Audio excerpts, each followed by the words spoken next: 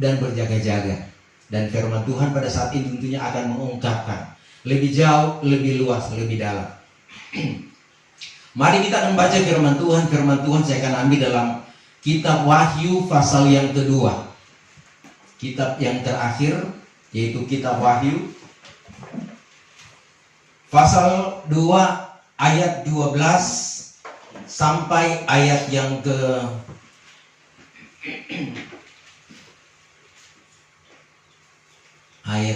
ke-17.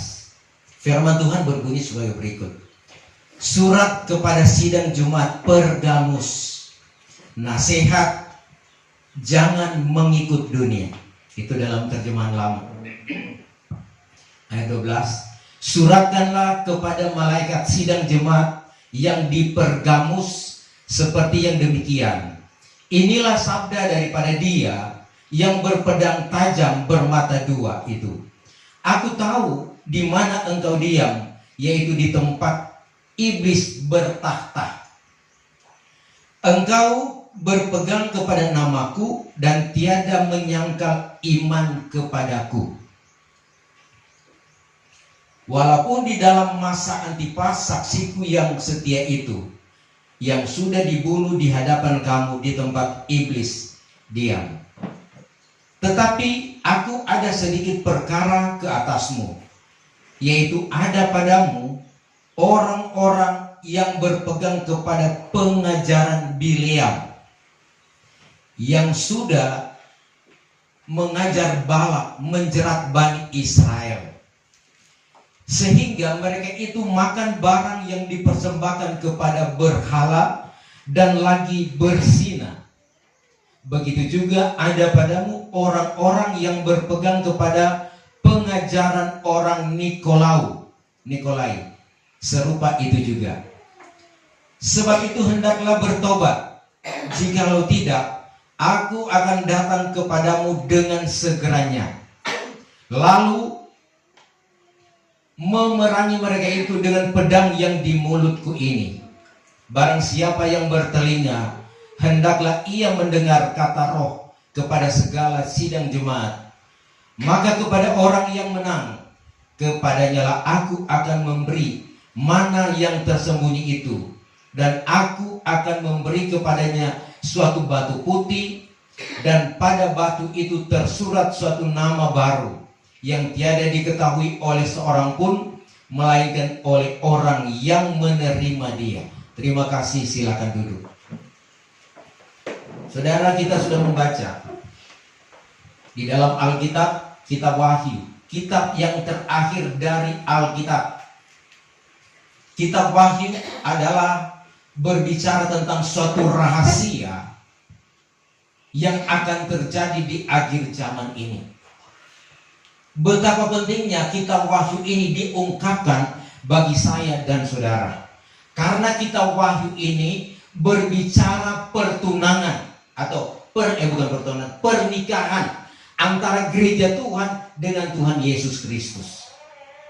Saya dan saudara akan dibentuk, diproses jadi sempurna dan menikah dengan Yesus Kristus, menjadi kekasih Tuhan.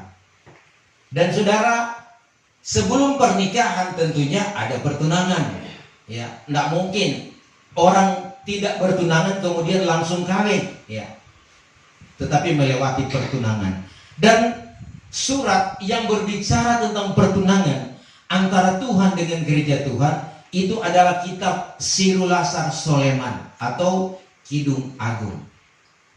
Di situ saudara berbicara pertunangan antara Raja Soleman dan Sulamit, dan digambarkan dalam pengertian rohani pertunangan antara Tuhan Yesus Kristus, ya, Soleman digambarkan Tuhan Yesus Kristus, dan Sulamit berbicara tentang gereja Tuhan.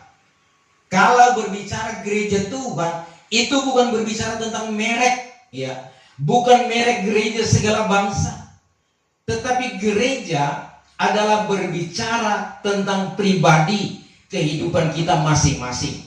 1 Korintus 3 ayat 16, tiadakah kamu ketahui bahwa kamu rumah Allah?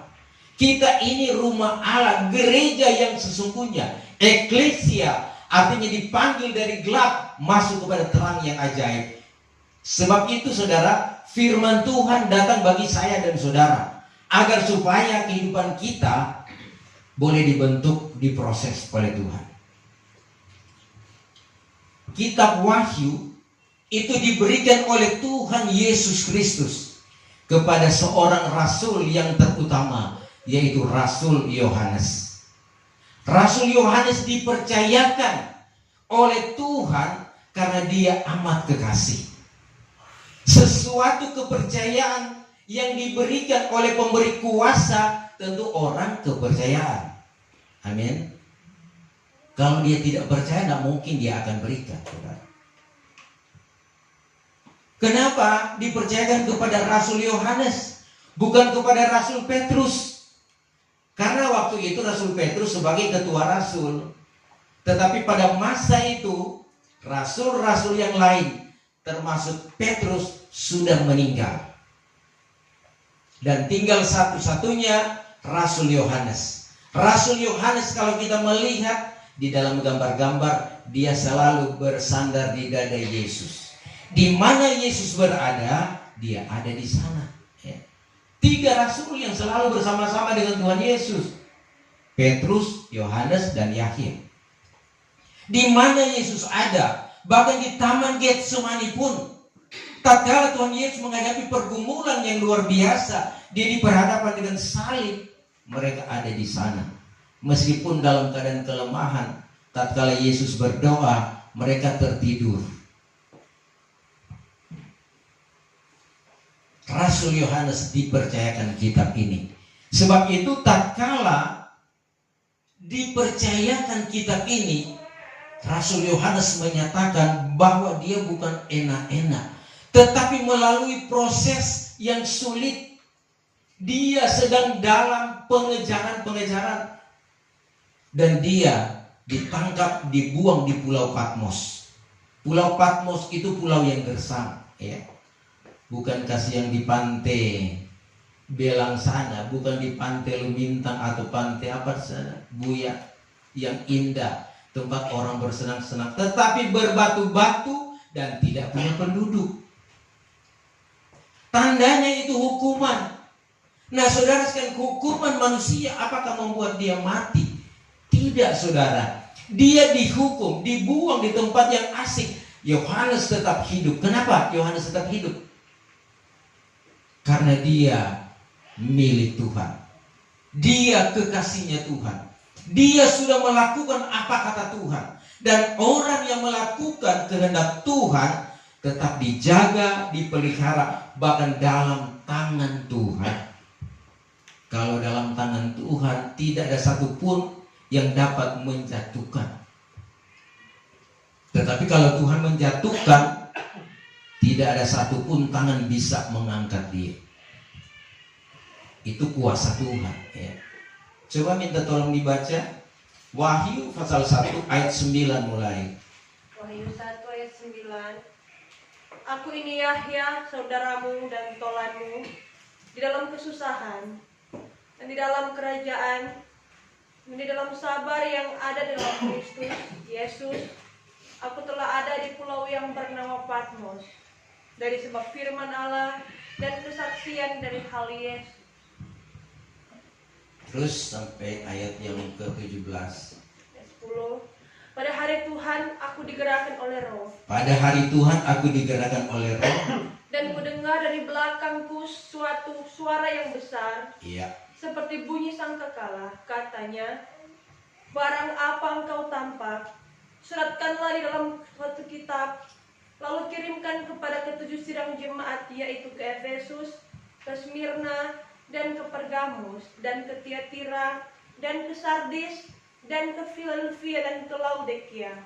Maka berpalinglah aku menuju kepada suara yang bertutur dengan aku. Sambil berpaling, aku tampaklah 7 kaki dian daripada emas, dan di tengah-tengah kaki dian itu seorang yang seperti anak manusia, berjubah panjang sampai ke kaki, dan bergetang dadakan cindai daripada emas. Maka kepalanya dan rambutnya putih seperti bulu domba yang putih, putihnya seperti salju, maka matanya seperti nyala api, dan kakinya serupa tembaga bergilap, seolah-olah merah api di dalam tanur. Dan bunyi suaranya menderu seperti bunyi air yang banyak. Maka ia memegang di dalam tangan kanannya ketujuh bintang, dan terjulur daripada dalam mulutnya sebilah pedang tajam bermata dua, dan wajahnya seperti matahari bercahaya terik. Ayat 17. Tatkala aku nampak dia, maka rebahlah aku pada kakinya seperti orang mati.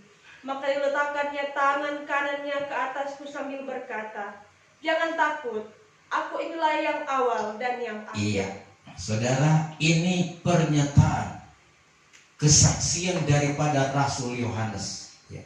Tak kala dia ada di Pulau Patmos karena mempertahankan kebenaran, mempertahankan firman Tuhan.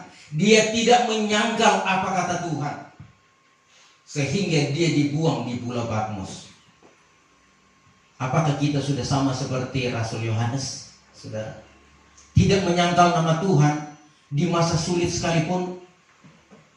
Itu yang menjadi pertanyaan. Sebab itu kalau belum sampai di situ, kita masih kompromi dengan duniawi, kita masih kompromi dengan kejahatan, kita masih kompromi dengan dosa, kita tidak akan berlayak, tidak seperti itu.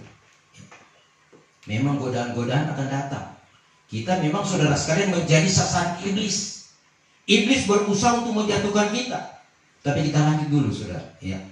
Dikatakan di sana, dia mempertahankan kebenaran. Kemudian Tuhan menampakkan diri kepadanya. Dikatakan, apa yang engkau nampak, suratkanlah. Ini Alkitab. Kitab Wahyu, ada suratan Yohanes juga. 1-3 Yohanes yang singkat-singkat. Semua adalah apa yang disampaikan Tuhan. Jadi Alkitab ini adalah berita yang dari sorga untuk keselamatan saya dan saudara. Disurahkanlah ini kepada malaikat sidang yang ada di 7 sidang di Asia Kecil. Saudara, 7 sidang ini adalah berbicara tentang gereja-gereja yang ada di akhir zaman ini dengan setiap tata cara yang berbeda-beda. Tetapi satu hal, 7 sidang ini adalah mereka dibentuk dengan pengajaran Rasul dan Nabi-Nabi. Efesus 2 ayat 20. Mereka dibentuk dengan pengajaran yang langsung daripada Tuhan. Galatia 1 ayat 11-12. Jadi gereja-gereja yang tidak dibentuk dengan pengajaran dari Tuhan tidak termasuk dalam 7 sidang ini. Dan kita akan fokus pada sidang Jumat, 7 sidang yang benar, yang berkenan kepada Tuhan. Tapi meskipun mereka benar, mereka ada kesalahan-kesalahan yang perlu dibentuk, ditegur Tuhan. Ya. Sidang-sidang itu, saudara sekalian, ada sidang Efesus, ada sidang Semirna, dan juga ada Pergamus, ada Tiatira, ada sidang Sardis, Philadelphia, dan Laodikia.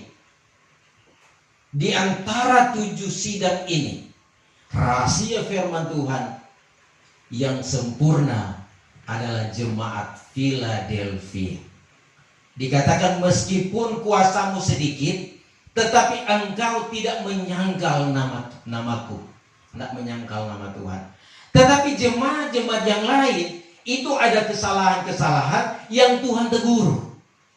Jadi kalau jemaat Philadelphia itu benar-benar ikut apa kata Tuhan, itu adalah merupakan suatu hal yang sangat mulia dan indah.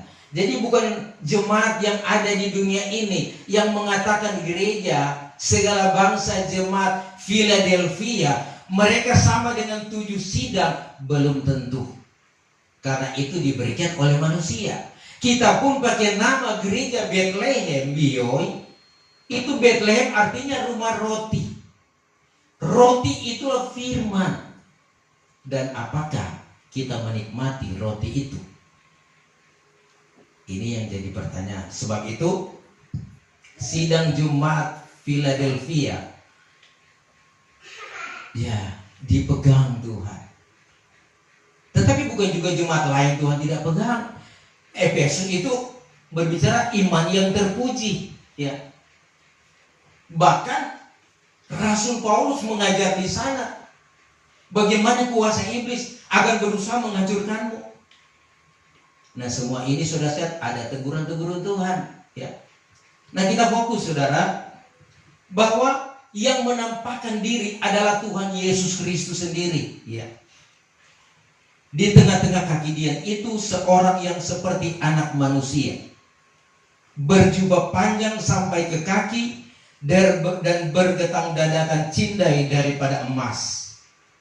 Kepalanya dan rambutnya putih seperti bulu domba yang putih, putihnya seperti salju, maka matanya seperti nyala api, dan kakinya serupa tembaga berkilat, seolah-olah merah api di dalam tanur, dan bunyi suaranya menderu seperti bunyi air yang banyak.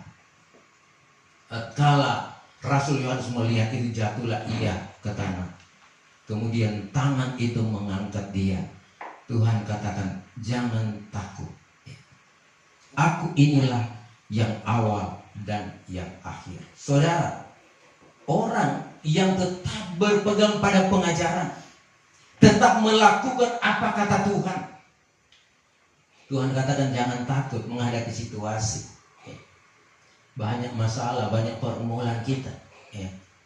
Kita selalu bersaksi, banyak masalah, banyak pencobaan. Tetapi ada syukur di sana. Tuhan menyertai. Tuhan baik, saudara. Meskipun kita sering melakukan kejahatan, meskipun kita lalai untuk datang kepada Tuhan, kadangkala kita tidak mengucap syukur. Tuhan masih mengasihi kita. Karena Tuhan baik. Tuhan tidak mungkin menyangkal pribadinya penuh dengan kasih. Selagi pintu kemurahan Allah masih terbuka, masih ada kesempatan, saudara, Tuhan baik. Sebab itu kebaikan Tuhan jangan kita salah pergunakan untuk berbuat dosa, menyakiti hati sesama, terlebih menyakiti hati Tuhan. Hati-hati, saudara. Tetapi kemurahan Tuhan, kasih Tuhan punya batas. Tuhan akan menegur kita kalau kita salah. Dia akan mengingatkan, itu salah, jangan begitu. Dia akan tegur. Dan kalau kita ditegur, kemudian kita bertobat, sadar, rubah itu cara-cara yang tidak baik, berkenan kepada Tuhan. Dan itu maunya Tuhan, saudara. Dan kalau kita sudah ditegur, kemudian kita tidak sadar, kita berbuat dosa, Tuhan tegur, kita sadar. Tetapi saudara sekalian, jangan kita selalu jatuh dalam dosa yang sama. Tapi kita berusaha jangan lagi jatuh pada dosa yang sama. Memang saudara, kita perhatikan bahwa kehidupan kita gereja Tuhan semakin dibentuk, apa sebab kita semakin disempurnakan. Ini hari-hari Tuhan mulai membentuk kita. Tuhan punya rencana saya dan saudara menjadi pengantin. Kita dipenuhi dengan firman dan Roh Kudus. Kita dipersiapkan oleh Tuhan untuk berpesta dengan Tuhan. Kita dipersiapkan oleh Tuhan untuk menjadi pengantin Tuhan. Tuhan mempersiapkan saya dan saudara diam di Yerusalem baru. Bukan asal-asal, saudara. Yerusalem baru itu, saudara sekalian, kota Allah, kota yang indah, mulia, tidak ada tangisan, tidak ada air mata, dan itu di sorga, di bumi baru, dunia baru. Tujuan kita ke sana. Sebab itu, saudara sekalian, untuk menuju ke sana, maka kita harus mempersiapkan diri. Hanya pengantin yang ada di Yerusalem baru, kota Allah yang indah. Sebab itu kita menderita dalam dunia itu dalam proses. Tapi jangan kita menderita karena dosa, karena kita berbuat jahat, ya kita menderita. Tapi kalau kita menderita, berbuat baik menderita, kita berbuat baik kemudian kita mulai disakiti, ya itu dari Tuhan, kita harus sabar. Tetapi kalau kita berbuat dosa kemudian kita tersakiti, ya salah sendiri saudara. Itu bukan karena perbuatan baik. Karena ada orang yang berbuat baik sama dengan Rasul Yohanes, mempertahankan kebenaran, dia dicari-cari, dikejar untuk dibunuh. Tatkala mereka menangkap Rasul Yohanes, ya mereka buanglah dia ke Pulau Patmos. Saudara, kalau misalnya saya dan saudara berbuat salah, berbuat dosa, kemudian kita dikejar-kejar karena dosa sendiri, mungkin ada mencuri, ya, bikin masalah, bikin kasus, buang di tempat yang terasing dari keluarga, mau kita masuk penjara. Apakah kita senang di penjara? Penjara tidak enak saudara. Itu hanya berapa kali berapa, kemudian makan terukur, tidak melihat keluarga, jadi tidak ikut keinginan kita, itu siksa saudara. Nah sebab itu kita yang masih bebas-bebas ini, marilah kita cari Tuhan dengan bersungguh-sungguh, ya. Saudara, dikatakan saudara sekalian dalam ayat pokok ini, ya, dalam teguran Tuhan kepada jemaat yang ada di Pergamus, ya. Inilah sabda daripada Dia yang berpedang tajam bermata dua. Berpedang bermata dua. Ini adalah suatu kemarahan Tuhan menegur, ya. Hukuman, ya, kalau berbicara tentang pedang itu berbicara tentang hukuman. Saudara, kalau Tuhan datang untuk menegur kita, ya masih saudara enak. Tetapi kalau dia sudah datang dengan hukuman, itu berbahaya. Karena juga saudara, Tuhan sudah menyatakan kuasanya, bagaimana Dia membinasakan, bagaimana Dia menghancurkan oleh kebenaran firman Tuhan, ya. Tuhan pernah menghukum Nuh, ya. Di zaman Nuh ada saudara sekalian penghukuman Tuhan, yaitu air bah karena berbuat dosa. Di zaman saudara sekalian apalagi Sodom dan Gomora, Lut, Tuhan menghukum karena orang-orang yang berada di sana, ya ada sampai 10 orang lagi. Tetapi Ibrahim pun tawar-menawar, Tuhan membinasakan. Dan saudara sekalian, kalau kita cerita tentang kota Sodom dan Gomora, itu memang identik hampir sama dengan gereja Tuhan akhir zaman ini, ya. Tuhan sudah datang mau menyelamatkan Lut, istri dan anak-anak.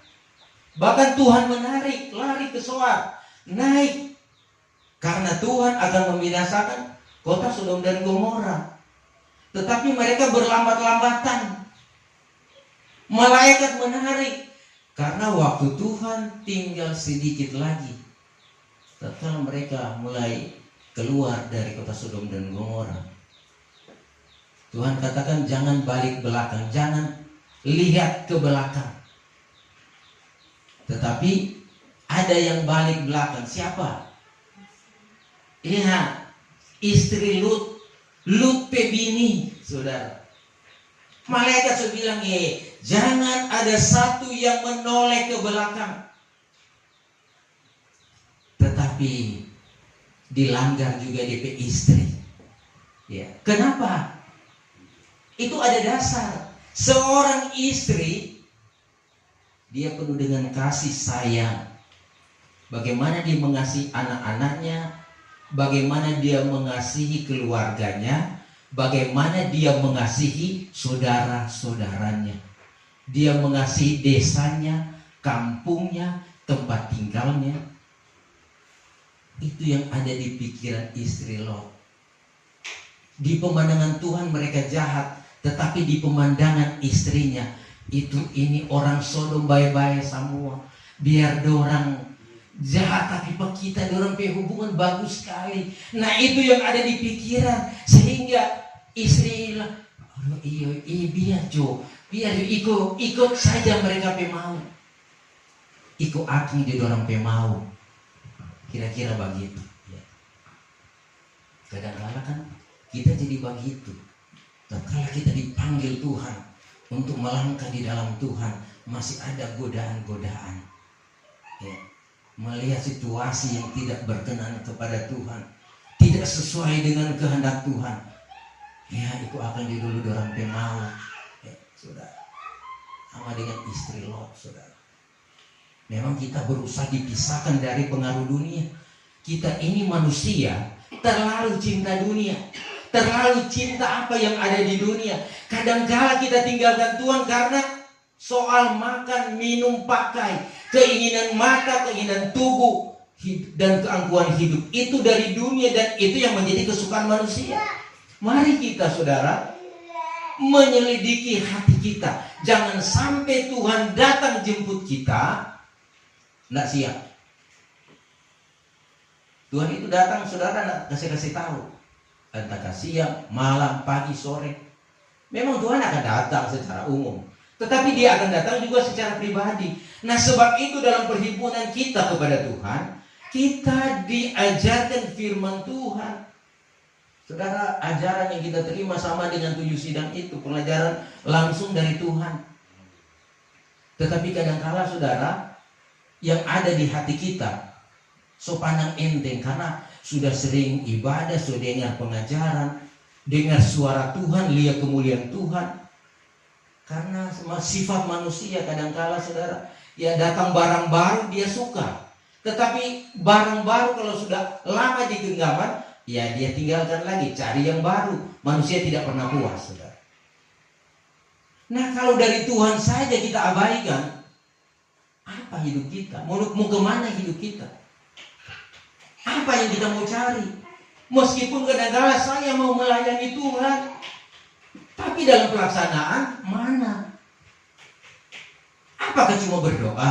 Apakah cuma ibadah? Ibadah itu kewajiban kita, bukan membalas kasih Tuhan.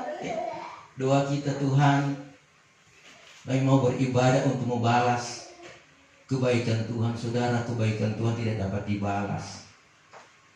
Hidup ini milik Tuhan. Tuhan meminjamkan segala sesuatu dalam hidup kita. Nyawa itu pun cuma pinjaman, cuma titipan. Apa kita mau balas kepada Tuhan? Raja Daud, seorang raja yang kaya, dia katakan, apakah yang dapat kupersembahkan kepadamu Tuhan untuk membalas kebaikan Tuhan? Seorang raja itu, sebagai raja dia bisa persembahkan, bikin gereja besar-besar, berkorban besar-besar, kasih persembahan besar-besar, kasih istana kepada Tuhan. Dia bisa lakukan. Tetapi dia berkata, Tuhan, apa yang harus saya persembahkan? Korban bakaran Tuhan tidak suka. Karena saudara-saudara, korban bakaran kalau tidak disertai dengan hati yang senang, percuma. Kita juga memberi kepada Tuhan kalau setengah hati, jangan, percuma. Tidak akan ada apa-apa di hadapan Tuhan. Kasihlah dengan segenap hati. Rasul Paulus tegaskan, persembahkanlah hidupmu kepada Tuhan sebagai korban yang hidup, kudus dan yang berkenan kepada Tuhan. Itu ibadah yang sejati, persembahan yang terbaik kehidupan kita. Amin. Sudah persembahkan ke kehidupan kita? Kalau berbicara hidup sudah dipersembahkan, berarti semua yang ada padaku dipersembahkan. Kalau saya sebagai hamba Tuhan, punya keluarga, saya persembahkan hidup ini kepada Tuhan. Istri, anak-anak, dan cucu saya persembahkan kepada Tuhan. Jangan saya, ya, kepala keluarga atau anggota keluarga, seorang bapak, seorang ibu, sudah serahkan hidupnya, tetapi cuma hidupnya. Ya, dia sayang, dia punya keluarga, saudara-saudara, kan, tapi dia izinkan, ya biar dulu kamu kok di sana, tidak apa-apa, saudara. Ya selagi Tuhan masih izinkan itu. Tapi tatkala, saudara, waktunya tiba, kemudian mereka masih di seberang. Saat inilah kita membentuk, ya.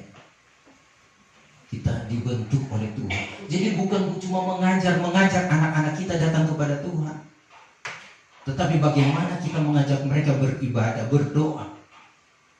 Orang tua harusnya dengan tegas, jangan buat dosa, jangan buat kesalahan. Bagaimana orang tua mau didengar anak, dengar cucu, sedangkan orang tua juga hidup pelin-pelan. Tapi di sana-sana, di sini tidak ada. Di sini semua orang-orang tulus, orang jujur, sudah melakukan kehendak Tuhan. Sehingga ya dari pilihan Tuhan, Tuhan kumpulkan ini orang-orang yang benar, orang-orang yang berkenan kepada Tuhan.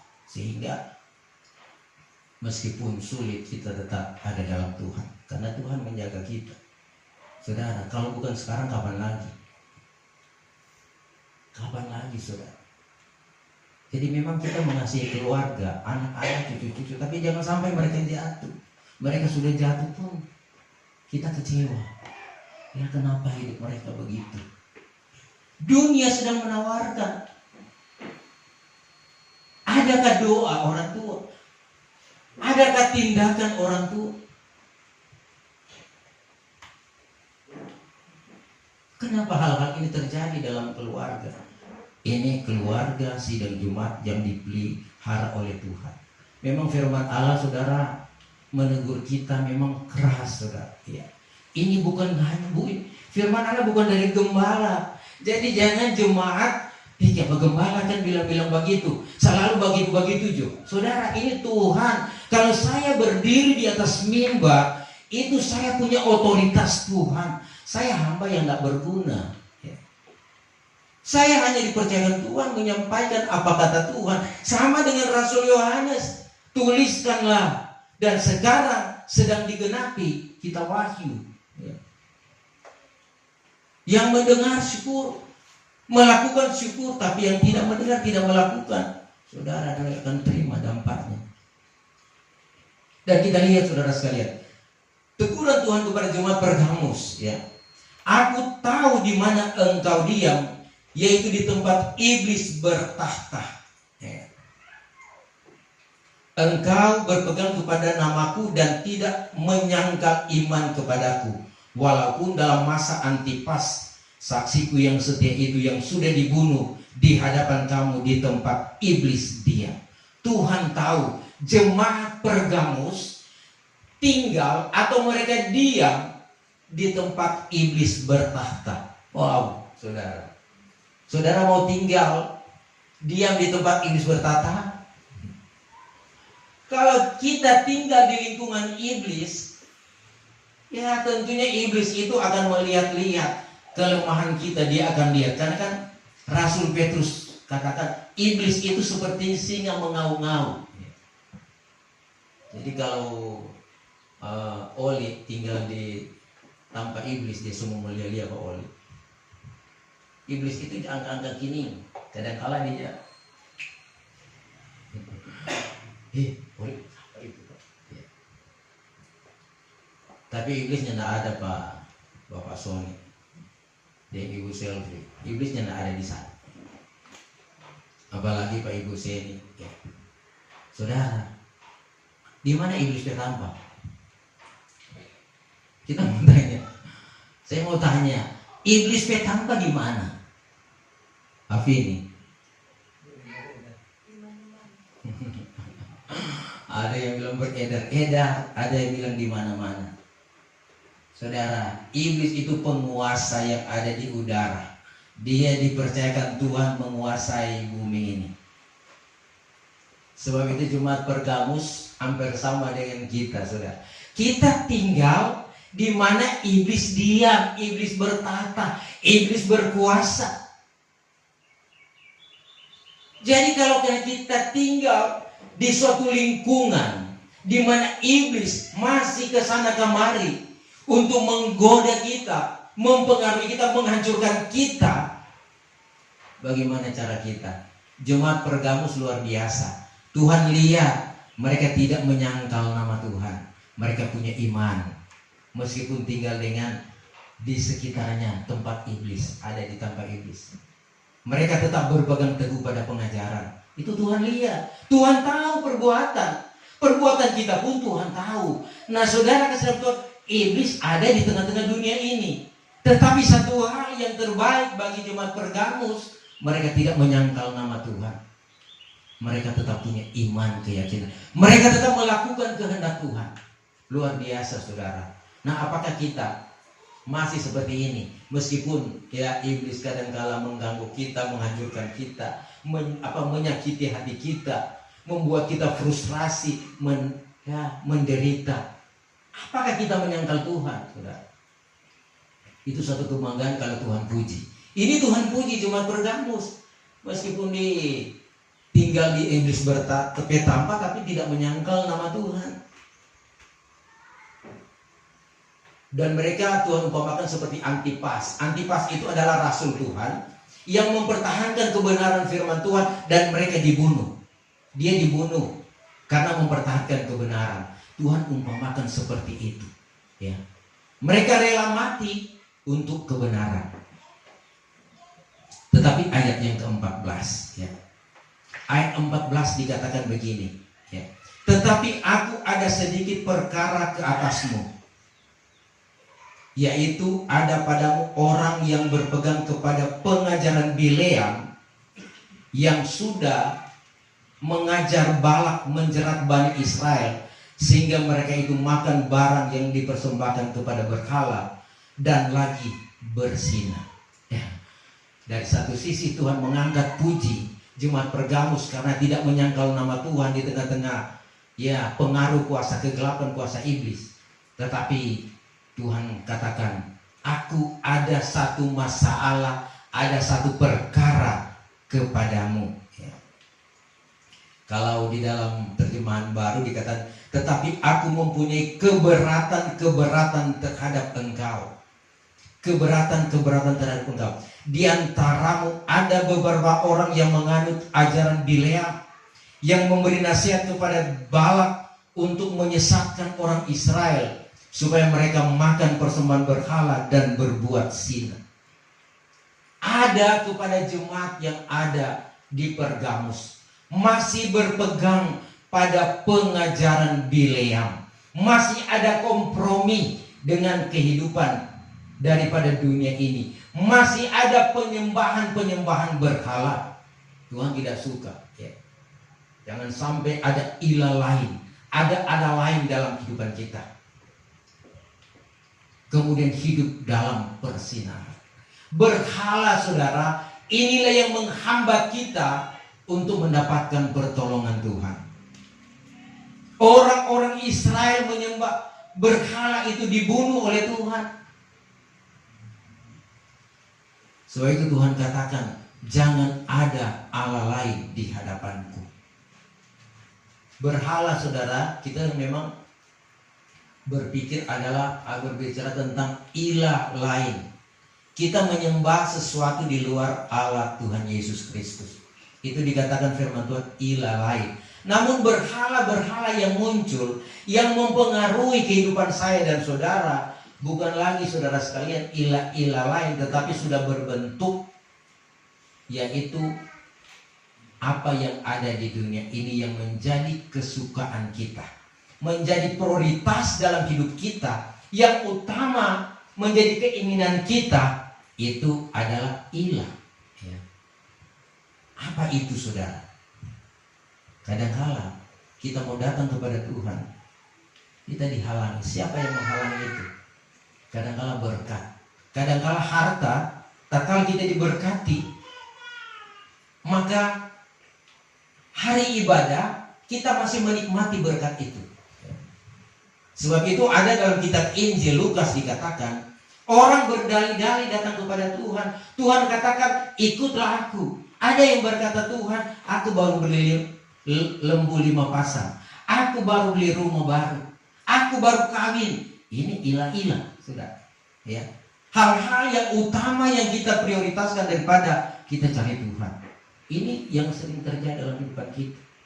Tatkala kita diberkati, kadangkala berkat itu menutup hati kita. Kadangkala berkat itu menghambat kita datang beribadah kepada Tuhan. Tapi di sini tidak ada, Bang Afini. Kalau kita diberkati, tetap kita cari Tuhan. Kalau masih ada yang bertobat, saudara, apa yang ada di dunia ini itu cuma sementara. Kadangkala kita lebih tertuju pada perkara-perkara yang kita lihat, yang sementara, Yang kita tidak lihat itu kekal, tapi kadang-kala kita tidak tertuju ke sana. Apa itu saudara sekalian kekal? Yaitu soal keselamatan roh dan jiwa kita. Ini yang harus kita pegang, saudara. Jadi surga itu dan neraka bukan cuma hayalan, tetapi tujuan kita melangkah ke sana. Dikatakan hanya selangkah, bukan ribuan langkah, saudara sekalian. Soal kehidupan kekal, soal kematian dan kehidupan. Kadang-kala saudara kalau masih kuat, ya jadi masih lebay, masih acuh tak acuh dengan Tuhan. Ya sih kok, saya masih kuat. Ya, saya diberkati. Ya, keluarga kuat. Kita punya keluarga itu kalau bersatu luar biasa. Tidak akan ada kekurangan, tidak akan ada satu yang dapat mengalahkan. Itu kekuatan. Masih makan, masih minum, sehat-sehat tubuh. Ya, so godek lagi. Kadang-kadang kita berpikir begitu, saudara. Jadi saudara, kalau kita tidak menyadari hidup kita hanya kemurahan Tuhan, maka Tuhan akan datang di saat-saat yang kita tidak tahu, yang sangat menyedihkan. Sebab itu di hari-hari ini, mari kita introspeksi diri, apa yang sudah kita lakukan untuk Tuhan. Kita bersyukur kalau kita diberkati, tetapi jangan kita abaikan kehendak Tuhan. Dunia hanya sementara kita ada dalam dunia, ya, tetapi kehidupan kita ada di sorga. Filipi 3 ayat 20. Kita ini warga negara sorga, tanah air kita di sorga, bukan di dunia ini. Dunia cuma sementara. Kalau di sorga itu selama-lamanya. Tapi apakah kita akan selama-lamanya di sorga atau selama-lamanya di neraka? Penuh dengan penderitaan. Ya, syukurlah kalau kita tidak menderita dalam dunia ini, yang masih senang-senang. Masuk neraka ya, yang penting so menikmati kesenangan. Tapi saudara, menyesal kemudian itu tidak ada gunanya. Jangan kita nanti menyesal. Tetapi sekarang firman Tuhan masih berbicara dengan keras. Karena memang di hari-hari ini banyak saudara sekalian iman-iman, banyak gereja Tuhan yang tidak mau menerima pengajaran keras, tidak mau ditegur dengan keras, hanya buju-buju. Sebab itu Rasul Paulus katakan, kalau ditimbang lamanya patut menjadi guru, tapi masih buju-buju. Kalau mau kasih templakan keras, dia akan maraju dan tidak akan beribadah. Saudara, hal itu memang kita sudah tahu dalam pengajaran kabar pengantin. Sebab itu kalau firman Tuhan datang dengan keras, kalau menemplak kita karena di hati, terima dengan segenap hati. Dan doa saudara, minta kepada Tuhan, Tuhan mampukan saya untuk menerima Engkau, menerima firman Tuhan yang keras. Kalau saudara berdoa begitu, pembentukan Tuhan luar biasa. Itu pengajaran Bileam juga ada persinahan. Persinahan rohani berbahaya, masih campur adukan pengajaran dari Tuhan, dari manusia dan dari setan-setan. Kita masih campur adukan, sehingga habis beribadah mulai lagi bikin pesta pora. Habis beribadah masuk pada penyembahan berhala. Habis beribadah mulai lagi, ya, kegiatan acara bebas, kata orang Piyoi. Ini saudara sekalian yang perlu kita bisa di sana, tapi hanya sekedar menyaksikan. Karena memang indah-indah saudara. Kalau habis ucapan syukur, ya mulai pesta-pesta, ya. Bagaimana kalau itu ikan naik di pantai? Ikan naik di pantai bagaimana di Pelago? Memang kalau mau bagoyang itu wow, saudara. Cara iblis bagaimana mempengaruhi kita. Baru-baru acara di rumah saudara, ya, syukuran ponakan yang baru selesai kuliah bersama-sama dengan Tessa, baking di rumah. Oh ya, memang juga saudara habis ibadah, ya memang ya dorong punya tari-tarian itu. Ya dari jauh cukup bawa-bawa ke sana. Ya, tapi kalau ibu gembala sampai duduk Kita lihat, ya memang itu indah. Orang saudara sekalian nanti lihat, ya silakan menyaksikan, lihat juga apa-apa. Ya, tetapi jangan kita terpengaruh. Kita kan masih punya kebebasan melihat keindahan, tapi jaga tuh rohani. Itu tidak salah, saudara. Kena ini pantai. Oh, kalau Tessa nggak tahu, apalagi yang ini. Dan saudara, ini adalah seni dalam kita mengiring Tuhan. Karena iblis itu dia datang dengan yang indah-indah, bukan lagi dengan muka serem, ya, bukan lagi di batu-batu. Ya, iblis tidak di batu-batu, sudah ada di pohon-pohon. So itu orang-orang kobong rela tinggal di kobong karena iblis sudah di sana. Iblis sudah di mall-mall, di kota-kota, ya, di tempat-tempat yang wow, saudara. Ada di pantai kata ini bilang, ya. Nah ini saudara sekalian, hati-hati. Kemudian juga Tuhan tegur sedang bergabus.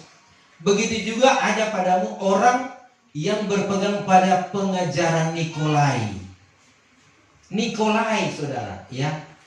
Pengajaran Nikolai masih dilakukan oleh orang Pergamus. Pengajaran Nikolai artinya dia fokus pada iman tanpa perbuatan. Percaya kepada Tuhan, tetapi untuk melakukan firman Tuhan dia tidak lakukan. Itu ajaran, saudara. Ini Nikolai. Itu Tuhan lihat masih ada pada kamu, jemaat Pergamus. Jadi kalau kita percaya kepada Tuhan, kita lakukan. Yakub 2 ayat 17, coba minta tolong baca. Yakub 2 ayat 17.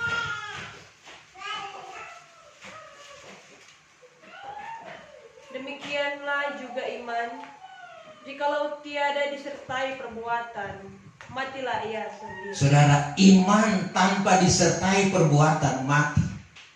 Maukah kita Tuhan melihat begitu? Kita beriman tetapi di pemandangan Tuhan kita mati. Sama dengan saudara jemaat yang ada di mana? Sardis. Disangka hidup tapi imannya mati. Sebab itu saudara jangan ada pelajaran Nikolai dalam kehidupan kita. Jangan kita melakukan itu. Jadi mungkin pengajaran tidak ada tapi perlakuan ada. Percaya kepada Tuhan tapi tidak melakukan apa kata Tuhan. Kata firman Tuhan kita tidak lakukan. Nah itu Nikolai, saudara. Masih ada di antara orang-orang Pergamus, ya. Sebab itu hendaklah kamu bertobat. Jikalau tidak, aku akan datang kepadamu dengan segeranya, lalu memerangi mereka itu dengan pedang yang ada di mulutku. Pedang itu menghancurkan, membinasakan kita, ya. Barang siapa yang bertelinga hendaklah ia mendengar kata Roh kepada segala sidang Jumat.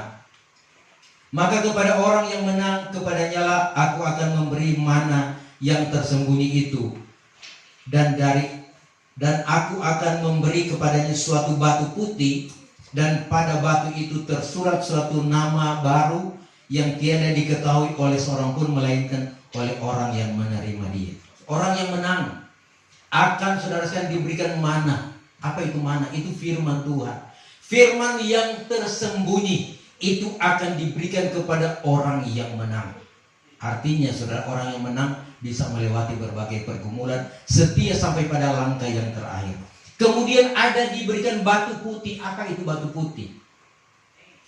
Batu putih saudara sekalian dalam tradisi Israel, orang yang berbuat dosa, yang berbuat kesalahan, maka dia diperhadapkan dengan suatu tempat, kemudian dia memilih di situ. Dia tidak melihat dalam bungkusan itu apakah yang dia ambil itu batu hitam atau batu putih. Kalau dia mengambil dan ternyata batu hitam, maka dia akan mendapat hukuman, bahkan dia akan mati dibunuh. Tapi tatkala dia mengambil batu putih, maka dia selamat, dia tidak dihukum. Nah Tuhan katakan, aku akan memberikan batu putih. Batu putih itu ada nama. Nama saudara yang baru, nama kita yang baru. Tuhan berikan nama baru. Apa sebab? Kita dibebaskan oleh Tuhan. Kita sebagai pemenang. Sebab itu saudara, intinya mari kita mengerti kehendak Tuhan, ya.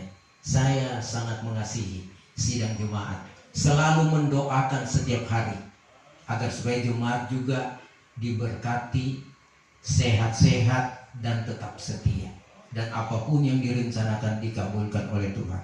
Sebab itu sidang jemaat jangan segan-segan menghubungi hamba Tuhan tatkala ada kesulitan, ada masalah, hubungi hamba Tuhan.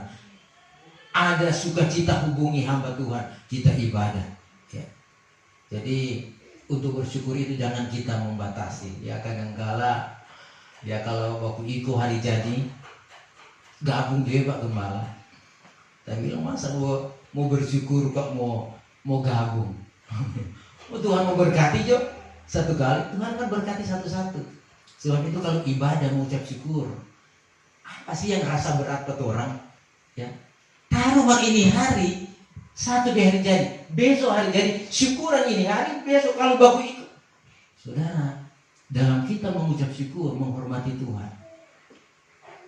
Orang kumpul satu kali, satu tahun punya, orang bikin tanggal 25 Desember, tahun hari jadi mau bikin, boleh begitu. Jadi saudara mengingatkan kita, apa sih yang orang mau sedia? Ya. Lalu cuma 1 ekor ayam, berapa di harga? Nanti Tuhan ganti. Ya. Tapi sebetulnya bukan itu DP ukuran, bukan mau kasih makan, tetapi bagaimana kita dapat dilawati Tuhan. Saudara, hamba Tuhan, pelantikan Tuhan, itu Tuhan sendiri. Sebab itu saudara, kalau kita dilawati, dilayani, ada hamba Tuhan yang datang. Saudara, Tuhan hadir di sana. Sebab itu jangan ini hanya mengingatkan kita agar supaya ya kita sudah jangan dibatasi. Mungkin berpikir aduh sudah ada berkat sehingga ya satu kali baking gitu iblis sudah atau tidak gitu. Tapi kalau Ibu Selfie ada iblis ya babi saya kan cuma Ibu Seni jangan kata jangan. Oh iya Bang, karena juga menyenangkan hatinya. Karena kalau misalnya iyo, ya kita nggak rugi, kita nggak susah. Iyo juga. Kadang-kadang rayuan iblis itu. Sebab itu orang-orang muda hati-hati dengan rayuan iblis, mudah tergoda. Dia contoh Afini, biar seorang goda-goda. Lewat. Orang goda-goda. Iyo Afini, iyo juga. Tunggu masih ada kok tapi lebih dulu. Tapi hamba gembala selalu berdoa, Tuhan Engkau punya rencana buat Afi. Kita doakan semua Tuhan yang mengatur manusia. Yang penting kita tetap setia kepada Tuhan. Demikian juga ya saya selalu berdoa, Tuhan kuat saya jamah, sembuhkan. Karena kalau sakit itu menderita. Dan inilah kebenaran firman Tuhan, kiranya akan memberkati kita dan kita akan mempersiapkan diri, kita akan menyembah Tuhan dalam roh dan kebenaran.